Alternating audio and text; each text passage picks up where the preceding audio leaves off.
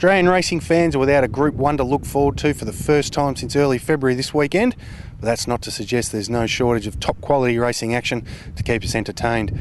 Caulfield will host an 8-race card on Saturday, where the feature is the $100,000 Blue Sapphire Stakes, and that's the card we'll be having a look at with Mick Sharkie from theshark.com.au. As we welcome Mick, the Blue Sapphire Stakes, it's thrown up some pretty handy winners in the past few years. Yeah, it certainly has, Brad. Black Caviar, of course, 2 years ago, and Demerit take the rap. A couple of other stakes performers. Carrara came through that race that year, so it was a very strong year.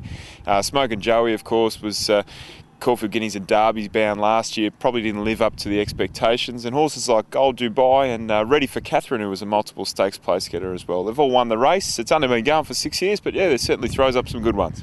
I wonder if we'll see the next Black Caviar on Saturday at Caulfield. Probably not. Let's get straight into the tipping though. You're steering away from the Blue Sapphire Stakes for your best bet. You're going to leave it till the last race. Yeah, we'll leave it to the last. Mark Kavanagh's got 2 deadly going around here. It's a horse that has been heavily backed its last 2. One run here at Caulfield and another at Flemington. He gets a long way out of his ground, Brad, but gee whiz, he's got a good turn of foot, and I think if the gaps come for him, they probably haven't his last 2. He's just been held up at a crucial stage. If he gets clear from the 400, I think he'll be too good for these, and expect the money to come for him again. All right, well, your best each way comes up a couple of races earlier.